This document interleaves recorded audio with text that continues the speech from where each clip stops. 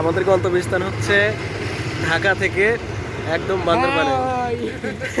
এই হচ্ছে পোংটা সুলতান ভাই, এই যে বখাটে ইমন ভাই।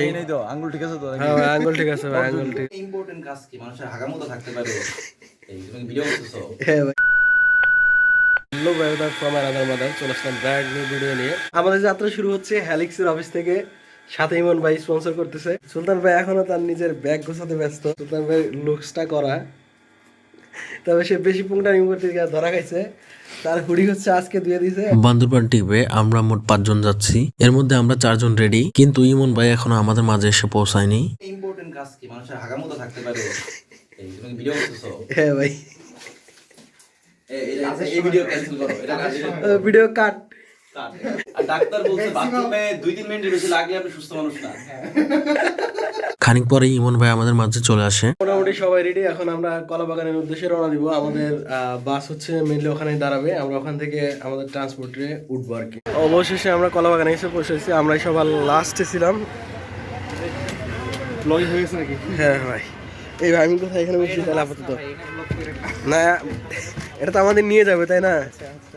আচ্ছা, আমি আর রাকিব ভাই এক জায়গায় বসি ভাই। ওকে, তাহলে আমরা এখান থেকে কোথায় যাবো এখন? ফকিরাপুল। আমি তো কলাবাগান এসে হানিফের বাস দেখে মোটামুটি হতাশ ছিলাম, কারণ বাসটা ছিল খুবই ছোট।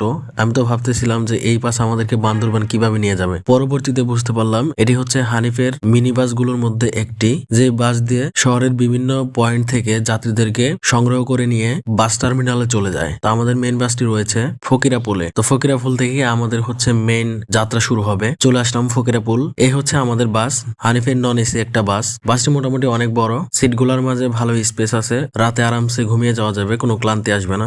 আমাদের গন্তব্যস্থান হচ্ছে ঢাকা থেকে একদম বান্দরবানে। এই হচ্ছে পোংটা সুলতান ভাই। এই সাগর ভাই, তোমার পাশে কে জানি বসছিল দেখলাম, শাড়ি পরে ভাই, ওই যে দেখলাম ভাই। ভাই কে ভাই? ভাই বসলে আমার ভাবিরাই বসতে পারে ভাই।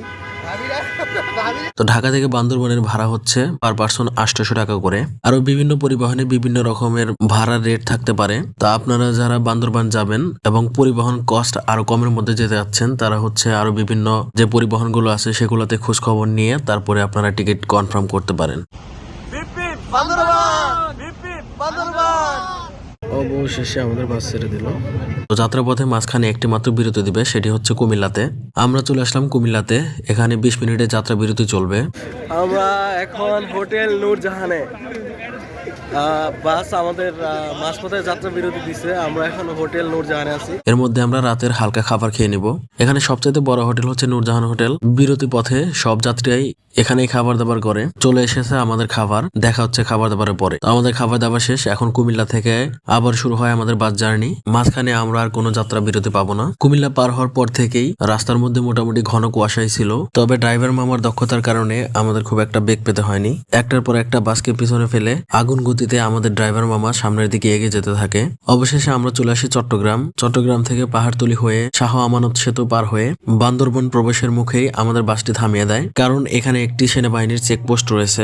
যারা বান্দরবন ট্যুরের প্ল্যান করতেছেন তারা অবশ্যই নিজেদের এনআইডি কার্ড বা স্টুডেন্ট আইডি কার্ড সাথে রাখবেন, এবং কি ফটোকপি করেও সাথে রেখে দিবেন। পার্বত্য এলাকাগুলো মূলত একটু ঝামেলা প্রবণই থাকে, যার কারণে এখানে কঠোর নিরাপত্তার সহিত টুরিস্টদেরকে প্রবেশ করতে হয়। তো এখানে আমাদের বাস চেক করা হয়ে গেলে মোটামুটি 1-1.5 ঘন্টার মধ্যে আমরা চলে আসি বান্দরবানে।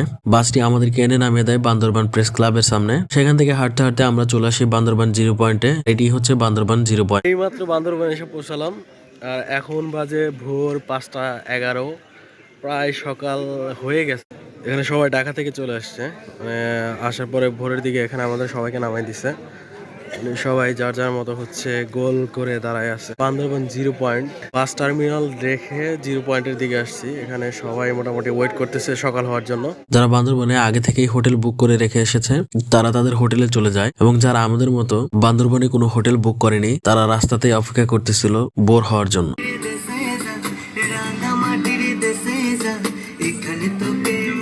তো আজকের ভিডিও এই পর্যন্ত। দেখা হচ্ছে নতুন কোনো ভিডিওতে, নতুন কোনো জায়গায় ক্যামেরা অন করে এপিসোড 2-এ।